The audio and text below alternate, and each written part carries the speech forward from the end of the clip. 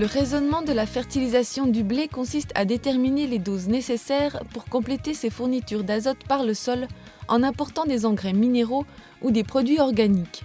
Mais quelle est la réponse du blé face à ces intrants ? On s'aperçoit que la réponse du blé est typique d'une courbe de réponse à un intrant. C'est-à-dire qu'on a une phase croissante du rendement proportionnellement aux quantités qu'on amène, jusqu'à atteindre un plafond, un plateau, qui nous permet de déterminer la dose nécessaire et suffisante pour atteindre la production optimale, au-delà duquel il n'est pas nécessaire de continuer à fertiliser. On est en constante recherche pour améliorer la nutrition azotée du blé en ayant moins recours aux engrais pour maintenir la production d'un point de vue quantitatif mais aussi qualitatif.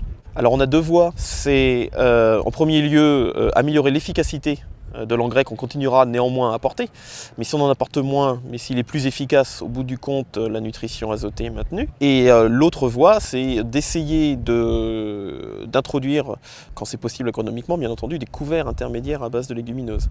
C'est à nos yeux la voie la plus prometteuse pour augmenter l'autonomie des cultures en azote. Encore plus innovant, encore plus novateur, c'est d'étudier l'intérêt d'associer des légumineuses avec les cultures, et notamment avec le blé, pour favoriser la nutrition azotée du blé. Quand on étudie le gain des légumineuses en tant que culture principale dans la rotation, c'est un peu un bonus par rapport déjà à la valorisation commerciale quand l'on ferait de la culture de légumineuses principale.